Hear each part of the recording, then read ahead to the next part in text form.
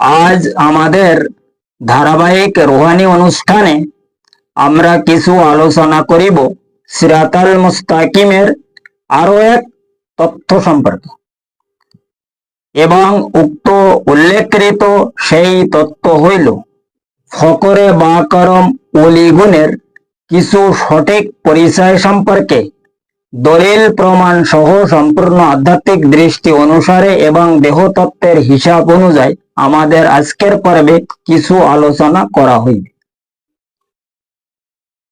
কারণ উক্ত উল্লেখকৃত সেই মহা কঠিন রুহানি বিষয়কে যদি সঠিকভাবে উপলব্ধি করা যায় তবে বর্তমান জামানার প্রতি প্রত্যেক মানব গোষ্ঠী উপলব্ধি করিতে সক্ষম হইবে উক্ত ফকরে বা করম ওলি গুণের সঠিক পরিচয় সহ সিরাতাল মুস্তাকিমের হাকিকত সম্পর্কে।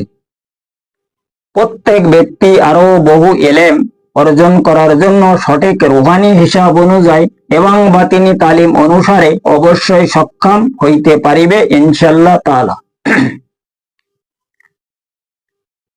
কাজে এখন উপলব্ধি করার বিষয় হইল উক্ত ফকরে বা করম ওলি গুণের পরিচয় সম্পর্কে সেই মহান আল্লাহ পাক এবং তাহার নবী পাক সাল্লাল্লাহু সাল্লামের উক্ত পবিত্র ধর্মীয় সংবিধানে তাহাদের কোনো সঠিক দলিল আছে কি তাহাই আগে পরিষ্কারভাবে জানিতে হইবে এবং পরে উক্ত বিষয় প্রমাণ সম্পর্কে কিছু রুহানি আলোচনা অবশ্যই করা হইবে। কারণ উক্ত মহা কঠিন রুহানি হাকিকত সম্পর্কে সেই মহান নবী পাক সাল্লাল্লাহু সাল্লাম সিরাতাল মুস্তাকিমের সঠিক প্রমাণ সহ তাহার রুহানি তালিম অনুযায়ী এবং পবিত্র ধর্মের বাতিনি রাস্তাকে পরিষ্কারভাবে তিনি খোদ ইশারা করিয়া প্রতি প্রত্যেক মানব গোষ্ঠীর দেহতত্ত্বের হিসাব অনুসারে অর্থাৎ এলমে তাসাওয়ুফ মতে এবং সেই মহান আল্লাহ পাকের উক্ত মহা ওয়াসিম লাদুনি শক্তি হাসিল করার সেই মহা কঠিন অনুসন্ধানকে তিনি হাদিস আবু দাউদ শরীফের মাধ্যমে মানব গোষ্ঠীগণকে ইরশাদে গ্রামীণ ফরমায়া সেই মহান আল্লাহ পাক প্রতি 100 বৎসর পর পর একজন করিয়া মুজাদ্দেদ সৃষ্টি করেন এবং সেই মুজাদ্দেদের আন্ডারে 360 জন ওলি উপস্থিত থাকে তাহার সহযোগিতা করার জন্য এবং উক্ত 360 জন ওলির মধ্যে একজন হইল গাউস যিনি খোদ মুজাদ্দেদ, 3 জন হইল কুতুব, 40 জন আবদাল এবং 40 জন আবরার, 40 জন আখিয়ার, 40 জন নুখবা, 40 জন মুসবা, 40 জন সিদ্দিক, 40 জন শহীদ, 40 জন সালেহিন, 36 জন মুমিন এবং আরো অনেকে তাহাদের সহযোগিতায় উপস্থিত থাকে। তো কাজেই উক্ত উল্লেখকৃত সেই 360 জন ওলিদের মধ্যে হইতে কেবল 4 জন ওলিকে বায়াত করার ইজাজত রয়েছে সেই মহান নবী পাক সাল্লাল্লাহু সাল্লামের তরফ হইতে। অথচ তাহারা সবাই কিন্তু ওলি, তবুও তাহাদের বায়াত করার কোনো হুকুম নহে। কাজে এখন বর্তমান সমাজে যাহারা বায়াত মুরিদ করিতেছে তাহাদের কিছু চিন্তা গবেষণা করার প্রয়োজন আছে যে কি না, মানে তাহাদের পরিষ্কারভাবে চিন্তা গবেষণা করার প্রয়োজন আছে কিনা তাহারা একটু ভালোভাবে বুঝুক। কারণ উক্ত মহা কঠিন হাকিকত সম্পর্কে সেই মহান নবী পাক সাল্লাল্লাহু সাল্লাম অন্য এক হাদিসে তাহার সেই মহাপবিত্র জবান মোবারকে তিনি ইরশাদ ফরমায়া আনাল আকেব ওয়া আনাল মাহি লা নবী আবাদি, অর্থাৎ তিনি ফরমায়া আমার পরে আর কোনো নবী দুনিয়ায় আসিবে না, আমি ফার্স্ট এবং আমি লাস্ট। আকেব মাহি সেই ব্যক্তিকে বলে। এখানে এই হাদিসে বলা হয়েছে আনাল আকেব ও আনাল মাহি। আকেব মানে ফার্স্ট আর মাহি মানে লাস্ট। আকেব মাহি ওই ব্যক্তিকে বলে যিনি ফার্স্টে ছিল এবং লাস্টে আছে, এবং তাহার মানে এই হেদায়েতের বিষয়কে তিনি নিজে তাহার যে নায়েবদের মাধ্যমে দুনিয়ার শেষ অক্ত পর্যন্ত তিনি হেদায়েতের কার্য চালু রাখিবে। এ কথা তিনি এই হাদিসের মাধ্যমে ফরমায়া আনাল আকেব ও আনাল মাহি লা নবী আবাদি, মানে আমার পরে আর কোন নবী আসিবে না, নবুয়তের সিলসিলা বন্ধ। এখন থেকে হেদায়েতের কার্য আমার আহলে বায়াতের প্রতিনিধির মাধ্যমে চালু থাকিবে, কারণ হেদায়েত তো তিনি খোদই করিবে। অন্য এক হাদিসে এই হেদায়েতের বিষয়ে তিনি ফরমায়া হায়াতুল মুরসালিন, তিনি এই আলমে নাসুতি অর্থাৎ দুনিয়ার জমিনে হায়াত অবস্থায় অবশ্যই রইয়াছে, তা না হলে তিনি হেদায়েতের কার্য কিভাবে পরিচালনা করবেন।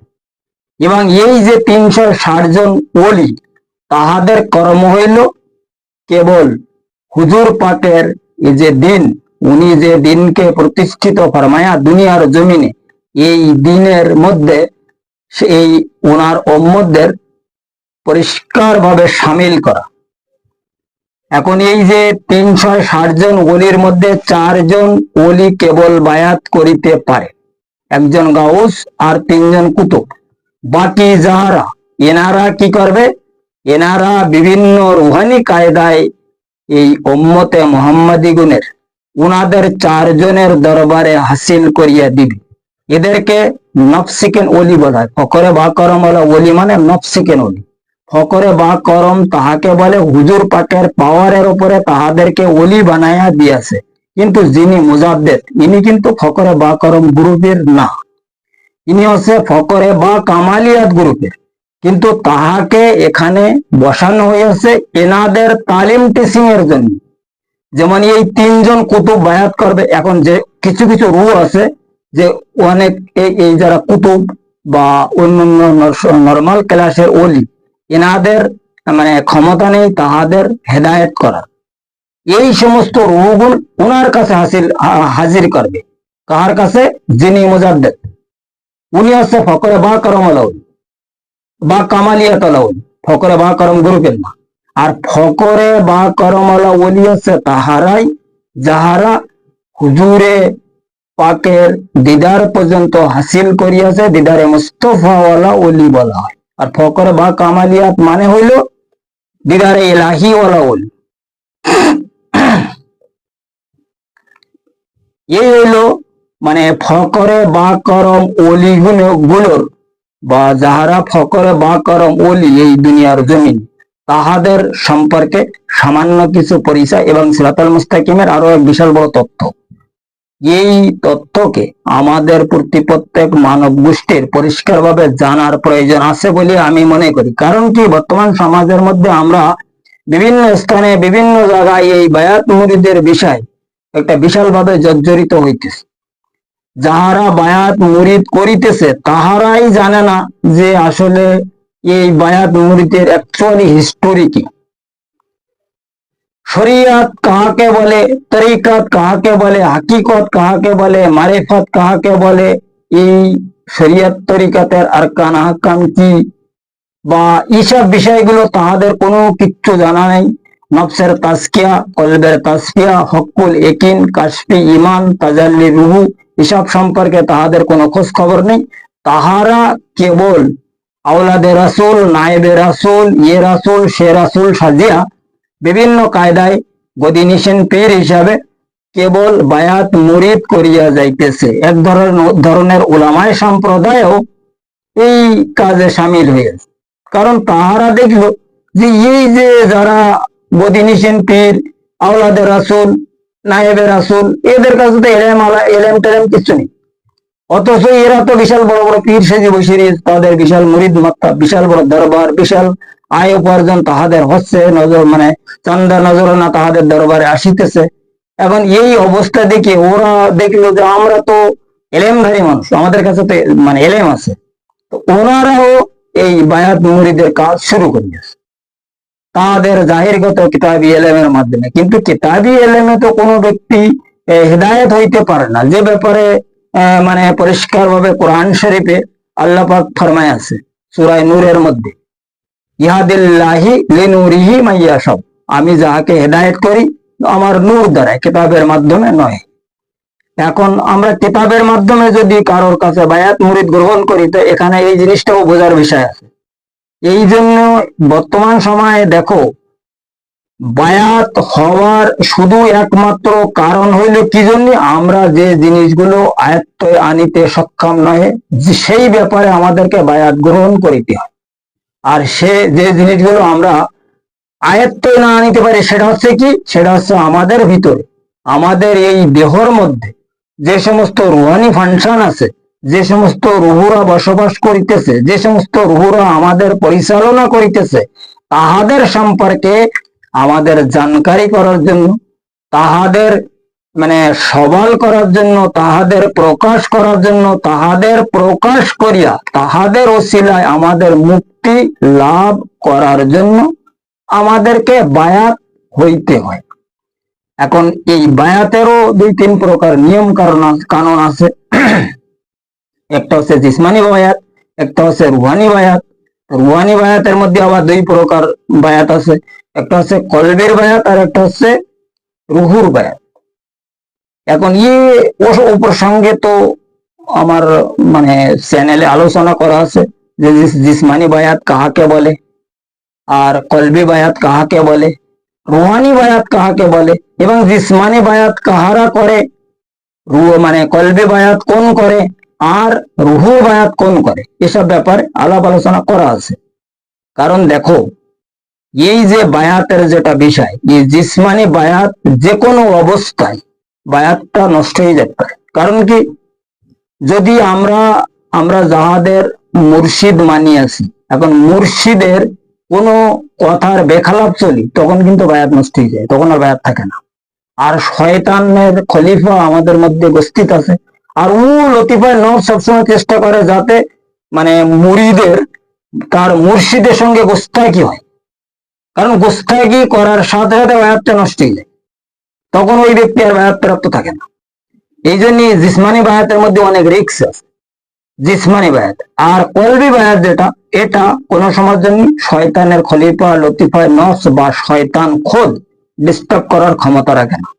কারণ কলবি বায়াত যেটা, কলবের যে হিস্টোরি, এই ব্যাপারে এই বড় টিপিক্যাল ব্যাপার, ইয়ে সব অন্দরুনি ব্যাপার, ইয়ে সম্পূর্ণ মানে ফিজিক্যালের হিস্টোরি, এই ফিজিক্যাল থেকে আমাদেরকে বাহির করিতে হবে। এই জন্য এই যে কি কয় এটারে, যেটা কলবি বায়াত, এই বায়াতে শয়তান বা শয়তানের খলিফা লতিফায় নফস কোনো কিছু করিতে পারে না। কারণ কি, লতিফায় নফস যতক্ষণ পর্যন্ত কন্ট্রোল বা তাস্কিয়া না হয়, ততক্ষণ পর্যন্ত কলবি বায়াত গ্রহণ করা সম্ভব নয়। না, যারা জিকিরে কলবধারী মুর্শিদ, তারা কোনো সময়ের জন্য মানে মানে ওই যে লতিফায় নফসে আমরা এরে পবিত্র পাক পবিত্র করা না পর্যন্ত কলবে বায়াত করেন না। আর এই বায়াতটার অনেক টাইম লাগে বায়াত হওয়ার জন্য। যিনি করে তারও মানে অনেক হিসাব কিতাব আছে। এই হিসাব কিতাবের উপরে যখন একজন ব্যক্তি ফুলফিল পরিপূর্ণ হইতে পারে, তখনই যাইয়ে সে কলবে বায়াতে সামিল হইতে পারে, বায়াত করিতে পারে, বায়াত হইতে পারে আর কি। আর যিনি বায়াত করনেওয়ালা, ও তার মুরিদ হিসাবে সে ওই সময় গণ্য করিয়ে নেয়। কথা বোঝা গেছে? এখন এখানে বোঝার বিষয় হইলে এ ফকরে বা করমালা ওলি হুজুর পাক কি জন্য আমাদের জন্য বানায় আছে, শুধুমাত্র এই মানে আল্লাহ পাকের মানে যে সিরাতাল মুস্তাকিমের রাস্তা, এই রাস্তার মধ্যে তাহার উম্মতদের শামিল করার জন্য, এই রাস্তায় দাখিল করার জন্য তিনি এই 360 জন ওলি সবসময়ের জন্য দুনিয়ার জমিনে প্রতিষ্ঠিত রাখেন। সবসময় জন্য তারা বিভিন্ন স্থানে, বিভিন্ন জায়গায়, বিভিন্ন বেশে ঘুরিতেছে। এখন আমাদের এই বায়াত মুরিদের ব্যাপারটা বা বিষয়টা একদম সুন্দরভাবে একটা উপলব্ধি করিতে হবে যে আমরা আসলে এই যে বায়াত মুরিদ যেগুলো সমাজের মধ্যে করিতেছি বা আমরা যারা বায়াত মুরিদ হইতেছি, তাহাদের অ্যাকচুয়াল হিসাব কিতাব কি? আমাদের মধ্যে 16 জন রুহ আছে। এই 16 জন রুহ যদি আমরা ঠিকভাবে মানে সবাল করিতে সক্ষম না হয়, তো তবে আমরা কোন সময়ের জন্য মুক্তি লাভ করিতে সক্ষম নয়, যে কারণে আমাদেরকে বায়াত হইতে হয়। এটাকে বলা হয় রুহানি ফাংশন। আর যারা এই বিষয়গুলো ফুলফিল উপলব্ধি করিয়াছে, একজন ব্যক্তিকে হেদায়েত করার জন্য সে মানে একটা পাওয়ার পাইয়াছে আল্লাহর তরফ হইতে, যেটাকে ইলমে লাদুনি শক্তি বলা হয়, যাহাদের ব্যাপারে আল্লাহ পাক কোরআন শরীফে ফরমায়া ওয়াতাসিমু বিহাবলিল্লাহি জামিয়া। এই ধরনের জামিনদার যারা সিরাতাল মুস্তাকিম, তাহাদের যদি আমরা খুঁজে বাহির করিতে পারি, তখন তাহাদের কাছে বায়াত হলি কলবি বায়াতের আশা করা যায়। আর এর আগে যেটা জিসমানি বায়াত, এটা ফকরে বা করমলা ওলি অর্থাৎ নফসিকেন ওলিদের মাধ্যমে হইতে হইবে। যখন কোনো ব্যক্তি একজন ফকরে বা করমলা ওলির মাধ্যমে তার নফসকে সে তাজকিয়া বানাতে পারে, তখন ওই ব্যক্তিকে আল্লাহ পাক যে কোনো কায়দায় একজন কলবি জিকিরে কলবদারি ফকরে বা করমলা ওলির কাছে সামিল করিয়ে দেয়। কথা বোঝা গেছে? সে যখন তার নফসকে কন্ট্রোল করিবা দেয়, এমনি একদম পাক পবিত্র পুরা হয়ে যাবে। একদম পাক পবিত্র হওয়া মানে নফসে মুতমাইনা হওয়া। নফসে মুতমাইনা না, যা আম্মারা থেকে যদি লাবামাও হয়ে যায়, তখনও কিন্তু ওই ব্যক্তিকে আল্লাহ পাক রাস্তা দেখায়, যে ব্যাপারে কোরআন শরীফে বলা আছে ওমা ইউদলিল ফালান তাজিদালা ওলিয়াম মুরশিদা। তখন উনি ওনার ওলি কিংবা মুর্শিদকে ওই ব্যক্তিকে যে কোনো কায়দায় যে কোনো ওসিলার মাধ্যমে দেখাই দেয় যে তুমি এখন এই জায়গায় সামিল হয়ে যাও। আর ওই ব্যক্তিও সেই সময় সামিল হয়ে যায়। এখানে বুজুর্গানে দিনদের বা বড় বড় হস্তিদের জীবনীগুলো একটু লক্ষ্য করলে আমরা কিন্তু আসলে উপলব্ধি করিতে পারি। কারণ হযরত মাওলানা জালালউদ্দিন রুমি রহমতুল্লাহ আলাইহি একটা বিশাল বড় জবরদস্ত হস্তি এলেমদারি ছিলেন। তিনি 119 ভাষায় পড়ালেখা করিয়েছেন। 119 ভাষায় তিনি কথা বলিতে পারতেন। এরপরে তিনি একজন বিশাল বড় দরবারি ও মৌলবি ছিলেন, যাহার আগে পিছে 2-1000 তালবেলেমরা চলিতেন। কিন্তু এই ব্যক্তি আসলে কিন্তু একটা সমস্যায় ছিল। সে সবসময় জন্য কোরআন হাদিসের মধ্যে দেখত যে একজন সুশিক্ষিত কামেল মুর্শিদের রেয়াজাত করা ছাড়া কোনো ব্যক্তি মুক্তিপ্রাপ্ত হইতে সক্ষম নয়। এখন এখানে উনি যা বুঝলো যে আসলে কিন্তু আমার বায়াত হওয়ার খুব দরকার আছে। উনি ওনার পছন্দ অনুযায়ী একজন পীর সাহেবের নিকটে যাইয়ে বায়াত গ্রহণ করল। বায়াত হওয়ার পরে ওই পীর সাহেবের দরবারে আসা যাওয়া করেছে 40 বছর পর্যন্ত। ওই দরবারে যখন উনি আসা যাওয়া করেছে 40 বছর, এই 40 বছর পরে ওনার মুর্শিদ, ওনার যিনি মুর্শিদ ছিল, সে ওনাকে খেলাফত দিয়ে দিয়েছে যে বেটা তুমি বাড়ি যাও, দরবার খোলো, বায়াত মুরিদের কাজ চালু করো। উনি বাড়ি এসে বিশাল বড় একটা দরবার চালু করলো, যেটার নাম মিশরি ভাষায় কুতুবখানা বলে। এই কুতুবখানাটা 3.5 কিলোমিটার, 3.5 মাইল, ওই সময় কিলোমিটার ছিল না, মাইল ছিল, 3.5 মাইল লম্বা।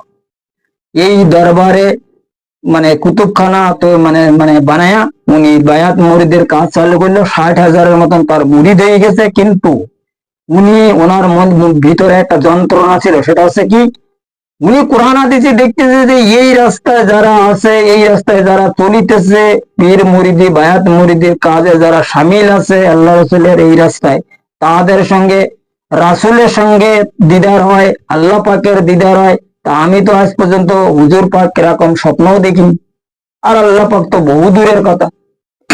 এই বিষয়টা নিয়ে উনি একটা বিরাট টেনশন থাকতেন, আর রাত রাত আল্লাহর দরবারে ক্রন্দন করিতেন যে আল্লাহ আমাকে একজন সঠিক কামেল মুর্শিদের সহবত মিলাইয়া দাও। এরপরে উনি অনেক কান্না কাটা ক্রন্দনের পরে তাই গোলামে শামসুদ্দিন তাবরিজ রহমতুল্লাহ আলাইকে পেয়ে গেলেন। এখন এই পাওয়ার বিষয়টা কিন্তু এত সহজে না, অনেক টাইম লেগেছে, তার অনেক কষ্টের মাধ্যমে তাই তাহাকে পাইতে হয়েছে। এবং তাহাকে পাওয়ার পরে তাহার কাছে বায়াত হতো, তার অনেক কষ্ট হয়েছে। এখন এই সমস্ত সবকিছু করার পরে মানে উনি যে সময় কামিয়াবি হয়েছে তখনই উনি লিখেছে মৌলভী হারগিজ মাওলায়ে রুম তা গুলামে শামসুদ্দিন তাবরেজ নাসুদ। তার মানে উনি ফরমাইতে চাচ্ছে মৌলভী সারা জন মৌলভী থাকিত কোন সমাজে মাওলায়ে রুম হইতে পারিত না যদি কোন গোলামে শামসুদ্দিন তাবরিজ রহমতুল্লাহ আলাইহের গোলাম না হইত। কথা বোঝা গেছে? এখন ওনার এই কথা মতন যদি আমরা একটু বোঝার চিন্তা ভাবনা করি তাহলে কিন্তু আমরা খুব ভালোভাবে উপলব্ধি করিতে সক্ষম হইতে পারি আসলে বায়াত মুরিদের বিষয়টা কি, বায়াত কি জন্য হইতে হয়, কি কারণে বায়াত হইতে হয়। যে কারণে হযরত মাওলানা জালালউদ্দিন রুমি রহমাতুল্লাহ আলাইহি ফরমায়া হারকে খাহি হাম নশিনি বা খোদা উনুশিদা দর হুজুরে আউলিয়া, যাহারা আউলিয়ার দরবার হইতে বঞ্চিত হইয়াছে তাহারা সেই মহান বারে এলাহির দরবার হইতেও বঞ্চিত হইয়াছে। এখন এই জন্য এখানে ওলি আল্লাহদের যেটা হিসাব কিতাব এইভাবে বুঝিতে জানিতে হইবে। ওলি আমরা তো সবাই সাধারণ মানুষ যারা জানি আরে ইনি তো বহুত বড় আল্লাহর ওলি, কথা ঠিক আছে, কিন্তু বুঝতে হবে যে ইনি আসলে কোন স্তরের ওলি। ওলিদের যে বিষয়টা এই এলমে তাসাউফকৃত যে এলেম এটা তো আমি সম্পূর্ণ জাহির করিয়া দিচ্ছি, এখানে কোনো কিছু গোপন আর নেই। এর আগে হয়তো গোপন ছিল, মানুষ জানতো না কেতে কি ফেরা করা কি বিতান্ত, আমি তো এটা একদম খোলসা করিয়া দিয়েছি যে কিভাবে একজন ব্যক্তি বিলায়েতের স্তর থেকে ওলি হইতে পারে, আমলদার থেকে মমিন পর্যন্ত পৌঁছইতে পারে। প্রথমে আমল, ফের হচ্ছে ইমান, এরপরে মমিন, তারপরে যে ওলি হয়। এখন এই যে স্তর গুলো আমি তো একদম খোলসা ভাবে ক্লিয়ার ভাবে মানুষের বুঝাই দিচ্ছি, এখানে এই জিনিসটার বাতিল এখন নেই। এখন যদি কোনো মনে করে এগুলো কোনো কেউ যদি মনে করে যে এটা তো বাতিনি বিষয়, এই বিষয়ে আমরা কিভাবে বুঝিব, তো আল্লাহ এবং আল্লাহর রাসূল খুব ভালো জানে, ওলি আল্লাহরা ভালো জানে, আমরা তো এই ব্যাপারে কোনো খোঁজ খবর রাখিনি। বাবা এই ব্যাপারটা তো আজকে বর্তমান সমাজে একটা ক্লিয়ার হয়ে গেছে। আর যদি কারোর এই ক্লিয়ারের বিষয়টা জানার দরকার হয় আমার এই চ্যানেলে সিরাতাল মুস্তাকিম টিভি চ্যানেলের যে আলাপ আলোচনা অনুষ্ঠান শুনলে তারা সবাই বুঝতে পারবে। আমার এই প্রোগ্রামের মধ্যে কেবলমাত্র আলাপ আলোচনা রুহানি বিষয়, এখানে কিতাবি বিষয় আলাপ আলোচনা প্রায় নেই। তবে আমার রুহানি আলোচনার সঙ্গে এই কিতাব দলিলের সঙ্গে অবশ্যই মিল আছে। যদি কেউ আমার আলোচনা জাস্টিফাই করে তাহারা অবশ্যই উপলব্ধি করিতে সক্ষম হইবে, কারণ প্রত্যেকটা কথার একটা একটা দলিল যদি না থাকে তাহলে সেই কথায় কাজ করলে আমরা বিভ্রান্ত হব। কথা বোঝা গেছে? বিভ্রান্ত হওয়া কথাবার্তার আমার চ্যানেলে নেই। যাই হোক, এই বিষয় এই যে বায়াত মুরিদের বিষয়, ফকরে বা কারামালা ওলিদের বিষয় বা রুহানি বিষয়, বায়াত মুরিদের হিসাব কিতাবের বিষয় যদি কারোর আরো পরিষ্কার ভাবে জানা বোঝার মানে ইচ্ছা হয়, এই লাইভের মাধ্যমে তো সব কথা ক্লিয়ার কাট ভাবে বোঝানো যায় না। তো ডিসক্রিপশনে আমার একটা নাম্বার দেওয়া আছে, এই নাম্বারের সঙ্গে সাহায্য যদি কেউ আমার সঙ্গে কন্ট্যাক্ট করে তবে তাহাদেরকে এই বিষয়গুলো আরো পরিষ্কার ভাবে বুঝাইয়া দেওয়া হইবে। কারণ কি দেখো, আমাদের একমাত্র মুক্তির উপায় হলো সিরাতাল মুস্তাকিমের রাস্তা। এখন সিরাতাল মুস্তাকিমের রাস্তাটা কি, সিরাতাল মুস্তাকিম কাহাকে বলে, সিরাতাল মুস্তাকিমে কিভাবে চলিতে হয়, আর তাহার এই রাস্তায় চলার পরে কি পাওয়া যাবে, কি হবে, এসব বিষয়গুলো অবশ্য বাই স্টেপ জানিতে হইবে। জানার জন্য আমাদের একজন কামেল মুর্শিদের দরকার। আর যতক্ষণ পর্যন্ত আমরা কোনো কামেল মুর্শিদের সহবত অতিক্রম সহবতে যাইতে না পারি ততক্ষণ পর্যন্ত এই সিরাতাল মুস্তাকিমের রাস্তা অতিক্রম করা যায়, এই রাস্তা চলা যায় না। এই রাস্তায় চলার একমাত্র মানে হিসাব কিতাব বানাবে কেডা, যিনি জিকিরে কলবধারী একজন কামেল মুর্শিদ। এখন এই সব বিষয়গুলো কোনো সাধারণ ওলিদের কাজ না, কোনো সাধারণ মুর্শিদদের কাজ না। সাধারণ ওলি বা সাধারণ মুর্শিদ হচ্ছে ফকর বা করমওয়ালা ওলিরা, এনারা এই যে 360 জন ওলির একটা হিস্টোরি আমি মানে আজকের আলোচনায় ফরমাই আছি, এর মধ্যে একজন ব্যক্তি কেবল জিকির কলব চালু থাকে, ওনার কেবল চালু থাকে, আর কারো চালু করার ওনার ক্ষমতা নেই। আর ওনাকে একমাত্র আরো 3জন ব্যক্তির জিকির কলব চালু করার মানে অর্ডার দেয়, একদম লাস্টের অবস্থায় দেয়, যখন দেখে ওনার ডিউটি শেষ, 100 বছর যখন পুরো হইতে যায়, তখন ওনাকে বলা হয় যে তুমি এইবার আরো 3জন ব্যক্তির জিকির কলব চালু করো। তোমার এই সেলসেলা, তুমি যে হেদায়েতের কাজে 100 বছর করিয়াছো, এটার একটা স্মৃতি বজায় রাখিয়া তারা তোমার দিনের উপরে কাজ করিবে। যেমন একজন নবী মুরসালিন নবী এসে, এরপরে পরবর্তী মুরসালিন নবী আসা পর্যন্ত মাঝখানে যত নবী এসে ওই মুরসালিন নবীর আন্ডারে কাজ করেছে, ওনার কলেমার উপরে ওনারা কাজ করেছে। দিনের যেখানে টোটাফোটা অসুবিধা হইয়াছে সেইগুলো তারা মেরামত করিয়েছে। ঠিক তদরূপ হিসাব অনুযায়ী এনাকে মানে একদম লাস্টের অবস্থায় দিয়ে 3জন ব্যক্তিকে জিকিরি কলব চালু করার অর্ডার দিয়ে দেয়, তার বেশি না। আর বাকি যে 3জন কুতুব আছে এখানে, এনাদের কেবল নিজেদের জিকিরে কলব চালু থাকে, ওনারা কারোর জিকিরে কলব চালু করার অর্ডার পায় না। কথা বোঝা গেছে? এই বিষয়টা বহুত বড় সংবিধান আছে।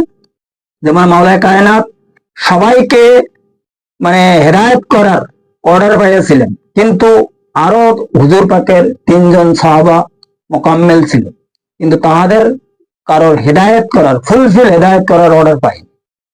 তবে তাহাদের ছিল এক এক পাওয়ার, কিন্তু সে পাওয়ার গুলো ছিল নর্মাল পাওয়ার। ঠিক তদ্রূপ অনুযায়ী এই মানে বেলায়েতের যুগটাও ঠিক সেই হিসাবে চলিতেছে। এখন এখানে এই জিনিসগুলো পরিষ্কার ভাবে উপলব্ধি করিতে, এখানে নবুয়াত আর বেলায়েত, নবুয়াতের সিলসিলা শেষ হয়ে গেছে, এখন আমরা বেলায়েতের যুগে। এখন বেলায়েতের যুগটা কিভাবে চলিতেছে, হুজুর পাক ফালতু ফরমায়নি লা নবী আবাদি, এখানে নবুয়াত খতম হয়ে গেছে, বেলায়েতের সিলসিলা চালু হয়েছে। আর বেলায়েতের সিলসিলার যে কর্ণধার, তাহার বিষয়ে তিনি বিভিন্ন জায়গায় বিভিন্ন হাদিসে তাহাকে প্রতিষ্ঠিত করিয়া গিয়াছে। ইয়া তালা তিনি ফরমায়া যে আমি যা আলী তাই এবং আলী যা আমি তাই। আর জাহিরগত হিসাবে আলী তার ভাই ছিল। এরপরে তিনি ফরমায়া আলী আমার জন্য তদরূপ যেমন মুসার জন্য হারুন ছিল। কথা বোঝা গেছে?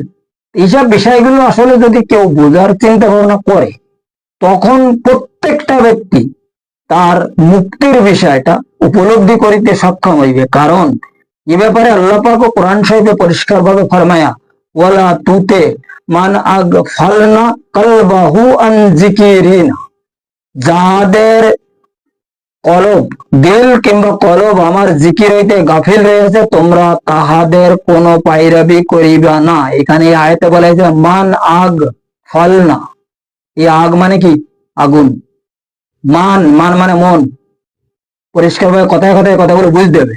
যাদের মনের মধ্যে শয়তানি নারের আগুন জ্বলিতেছে, যারা তাহাদের কলবকে তারা পবিত্র করিতে পারে নাই, তাহাদের কোনো তালিম টিচিং নেওয়া যাবে না। এখানে পরিষ্কার ভাবে আল্লাহ পাক খোদ নিষেধ করিয়াছে।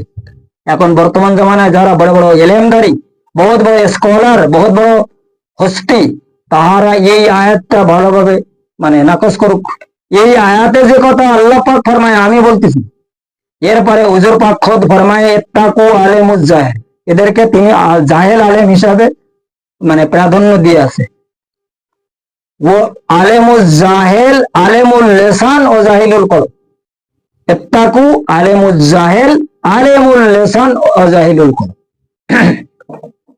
এই হাদিসে তিনি পরিষ্কার ভাবে ফরমায়া, যাহাদের কলব আল্লাহ পাকের মানে জিকির হইতে গাফিল রয়েছে, তাহাদের কলবের মধ্যে শয়তান প্রবেশ করিয়া তাহাদেরকে জাহেল বানাইয়া দেছে। আল্লাহ পাকের হাকিকত সম্পর্কে, হক এলেম সম্পর্কে তাহাদের কোনো খোঁজ খবর নেই।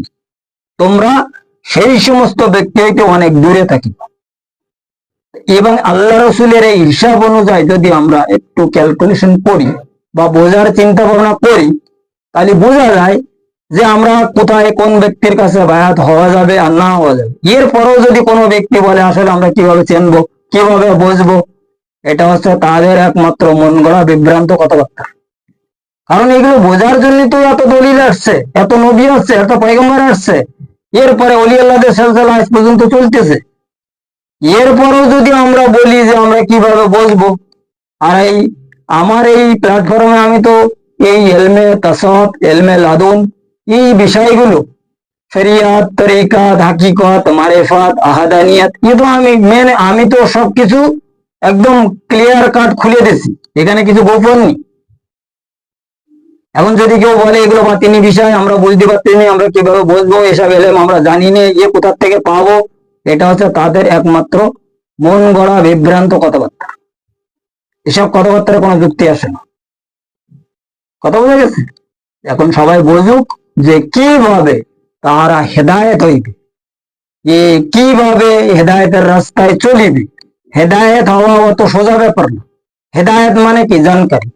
আর জানকারী তখনই করিতে হবে যে বিষয় আমরা মুক্তি লাভ করিতে সক্ষম হব। আর মুক্তি লাভ তখন হবে যখন আমাদের ভিতরে রুহানি ফাংশনকে আমরা জাগাইতে পারিব, সবাল করিতে পারবো, প্রকাশ করিতে পারিব। ওই রুহুদের ওসিলায় বিভিন্ন আলম ভ্রমণ করিয়া, যেমন এই আমরা যেখানে বসবাস করিতেছি এটার নাম আছে আলমে নাসুদ। এই নাসুদ থেকে মালাকুত, মালাকুত থেকে আনকাবুত, আনকাবুত থেকে জবরুত, এরপরে লাহুত, ওয়াদিয়াত, এরপরে হচ্ছে আহাদিয়াত। এই দুইটা মানে সেকশন আছে এই 7টা আলমের মধ্যে। একটা হইল জাতে কোনিয়া, আর একটা হইল জাতে জাতিয়া। এখন এই কোনিয়া আর জাতিয়ার যে আলমগুলো ভ্রমণ করার জন্য এখানে মুক্তির বিষয়টা নিজেদেরকে সঠিকভাবে সাকসেসফুল করার জন্য রুহানি বিষয়কে জানিতে হবে, যেটার নাম হইল সিরাতাল মুস্তাকিমের রাস্তা। যে রাস্তা সম্পর্কে হুজুর পাক পরিষ্কার ভাবে রফায় রফায় বিভিন্ন হাদিসে, বিভিন্ন মজলিসে তিনি ফরমাই গেছে। আল্লাহ পাক কোরআন শরীফের মধ্যেও ফরমাই দিয়েছে। এরপরও যদি আমরা বলি যে আমরা এসব বিষয়গুলো কিভাবে বুঝবো, তো অনেক কষ্টের ব্যাপার, রুহানি বিষয়, আমরা এগুলো বুঝি নে, কোরআন হাদিস আমরা জানি নে। আমাদের তো ধর্মীয় বিষয়টা এখন সবচেয়ে বড় প্রবলেম চলতেছে কি, ধর্মীয় বিষয়ে কোনো সমস্যা হলে আমরা দৌড়ি যাই কোন জায়গায়, মাওলানা সাহেব যেটা বলবে মাওলানার কাছে। এখন মাওলানা তো মাওলানার মতনই বলবে, সে যা শিখেছে তাই বলবে না। এখানে এলেম হচ্ছে 2 প্রকার। এই এলমে মাকনুন এলেম তাহাদেরকে বলা হয়, যেটা এলমে লাদুনি এলেম। এলমে মাকনুন হচ্ছে হক এলেম। এলমে তাসাউফের মধ্যেও মানুষ আজকাল সম্পূর্ণ ভেজাল করে দিচ্ছে। এখন এই আলেম হচ্ছে 2 প্রকার। একটা হচ্ছে মানে এলমে ফিকাকৃত আলেম। 2 প্রকার না, আলেম তো অনেক প্রকার। এখন অধিকাংশ যারা বড় বড় স্কলার, এরা হচ্ছে এলমে ফিকাধারী, বহুত বড় বড় আলেম বা বহুত বড় বড় হস্তি। এখন এখানে আল্লাহ পাক কথা অনেক আগে একদম শেষ করে দিয়েছে যে কিতাবের মাধ্যমে কোনো ব্যক্তি মুক্তি লাভ করিতে সক্ষম নয়। আর আমি যাকে হেদায়েত করি কিতাবের মাধ্যমে না, আমার নূর দ্বারা। এখন নূর দ্বারা যখন হেদায়েত হয় তখন ওই রুহানি বিষয়কে দরকার হবে। আর রুহানি বিষয়কে রুহানি বিষয়টা হাসিল করার জন্য রুহু যখন সবল করার চিন্তা ভাবনা করা হইবে তখনই নূরের দরকার হবে। এখন এই নূর আর রুহুর বিষয়টা পরিষ্কার ভাবে আমাদের এই সিরাতাল মুস্তাকিম টিভি অনুষ্ঠানের প্ল্যাটফর্মে জানানো হচ্ছে। এখানে মাত্র 2টা কথা, একটা হচ্ছে রুহু আর একটা হচ্ছে নূর। আল্লাহর নূর কিভাবে হাসিল হবে এবং আল্লাহর প্রদানকৃত তাহার যে রুহু গুলো আমাদের মধ্যে বসবাস করিতেছে তাহাদেরকে কিভাবে সবল করা যায়। কথা বুঝে গেছে? যাই হোক, আজকের আলোচনা এই পর্যন্ত রাখা হইল। আগামী পর্বে সিরাতাল মুস্তাকিমের আরো অন্যান্য বিষয়, কিছু রুহানি আলোচনা সম্পূর্ণ আধ্যাত্মিক দৃষ্টি অনুসারে এবং দেহতত্ত্বের হিসাব অনুযায়ী মানব মুক্তির প্রমাণ সহ করা হইবে ইনশাআল্লাহ তাআলা, যদি আমার সেই মহান মুর্শিদ মাওলা আমার প্রতি তাহার সেই মহাবাসী অনুগ্রহ মোবারকে দয়া ফরমায়।